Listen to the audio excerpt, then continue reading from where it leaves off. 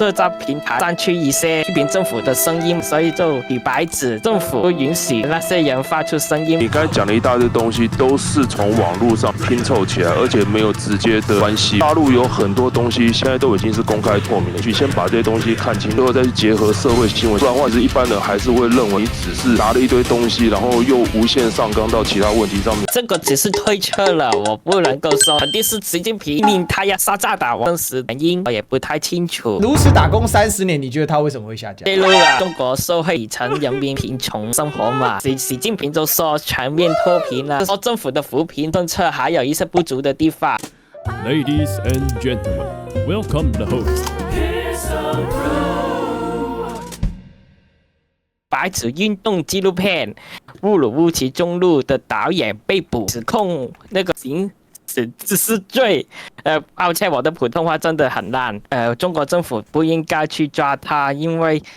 他就是拍了一个纪录片，就记载了就是白纸运动那个抗议嘛。是白纸运动，我觉得就是一些人都是不满那个防疫政策，还有就是社交媒体吧，就是那些社交平台就经常就是上去一些批评政府的声音嘛，那有一些人就不满，所以就举白纸，政府嘛就是不允许那些人发出声音嘛，都说白纸运动是什么颜色革命啊，什么怎么说呢，就是中国政府，中国和西方的关系就比较紧张嘛，所以是中国有一些抗议的时候，有时候西方可能会表态说支持这些运动的，这是很难避免的。是说有西方代表示支持，不一定代表说那些参与白纸运动的人都是支持西方势力和是跟西方势力有勾结的，所以这不能够说它是一个外国就是参与，主要还是民众自己就发出来的。那因为在这个防疫政策，我最初那2年是做的不错的，后来就是还有就是贵州大巴那个这是转运大巴。也是发生了意外嘛，就是乌鲁木齐那个小区大火了吧，就是有许多这些跟清零有关的政策，就是防疫过度了，所以那些人就对这个政策就有一些不满，就出来因为悼念那个被火烧，就是乌鲁木齐小区大火的我就不明白为什么悼念一些同胞也不被允许吧？中国政府这不应该经常就说有反对声音就去镇压，这是不行的。说有一些农民工了就打一些零工嘛，就他们也就是说工作也不稳定啊什么的。然后这个纪录片呢就被下架了，可能是反映了中国社会比较贫穷的一面嘛，因为习近平说全面脱贫了嘛，出了一些社会的阴暗面吧。我觉得政府就说把一些不利的声音全部封杀掉，阻碍了政府了解民间，就是了解，因为他也不了解真实的情况嘛，所以推行的政策也不能够一击失明嘛。中国政府了就不应该就是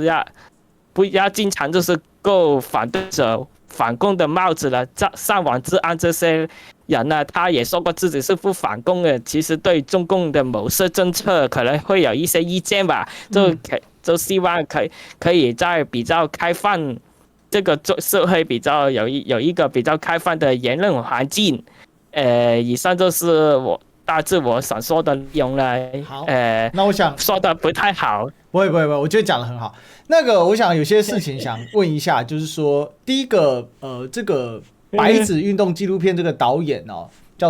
你说叫做陈品林，对，好，他是什么原因在哪里被抓捕的？制作了这个乌鲁木齐中路那个纪录片，然后他等于是做了一个新的纪录片就对了。上海 ，OK， 在上海。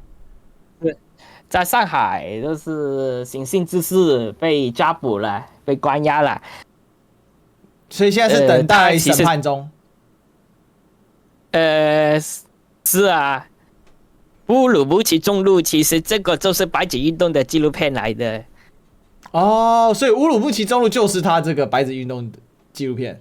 的名称。是啊。哦，因为那个路名嘛，对不对？因为我刚才以为是那个，我想说了解一下。那个如此打工30年，你觉得他为什么会下架？就是揭露了中国社会底层那个比较惨。就是比较惨的生活嘛，就是底层人民那个贫穷那个生活嘛。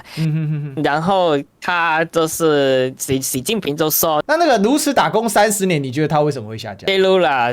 中国社会底层那个就是比较惨的生活嘛，就是底层人民那个贫穷那个生活嘛。然后他就是习近平就说全面脱贫啦，然后全面少看啦。可能就是因为说政府的扶贫政策还有一些不足的地方，那可能就是因为这个缘故而被下架了。OK， 好，警委说有问题要问你，我们先让警委来讲好了。来，警委请说。那个不好意思，我快速讲哈，因为不要耽误到小编下班时间。那个懒羊羊，我是听你讲的东西来讲，我只有几个建议。首先，第一个，我个人会觉得，你刚才讲的一大堆东西，都是从网络上还是一些东西来讲话，拿来拼凑起来，而且没有直接的关系。我个人会。就是说，我们比较有在了解的人来讲的话，会觉得听力会有点困惑啦。你除非说能找到直接东西来讲的话，这样的话其实会比较好一点。不然的话，很多人会觉得说，你就是为了黑凑合，反正就是你就是把一堆东西当缝合怪一样拿出来。而且大陆有很多东西现在都已经是公开透明的，因为我跟你讲，14亿人口的矛盾很多，大陆想盖也盖不了。我个人只是建议，就是说怎么讲，我常常也是看到很多东西，有时候我觉得大陆很多社会矛盾下，我也不能理解。可是问题是我还是会去让子弹飞一回去看。尤其我跟你讲，两会快到了啦，政协、人大什么东西来讲的话，有各种法案去先把这些东西看清楚，然后最后再去结合社会新闻现象来讲。不然的话，其实一般人还是会认为说你只是拿了一堆东西，然后又无限上纲到其他问题上面去。我个人会觉得这样的话其实是。会有点，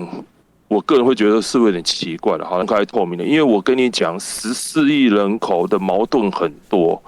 大陆想盖也盖不了。我个人只是建议，就是说怎么讲，我常常也是看到很多东西，有时候我觉得大陆很多社会矛盾下，我也不能理解。可是问题是我还是会去让子弹飞一回去看。尤其我跟你讲，两会快到了啦，政协、人大什么东西来讲的话，有各种法案去先把这些东西看清楚。错了，我不能够说。就是说，肯定是习近平命令他要下架的，我当然不会这样说，也可能是那个社交平台自己下架了，就是社交平台怕这个影片就是提出了红线而自己下架的，这不是政府命令他要下架的，那个真实的原因其实我也不太清楚。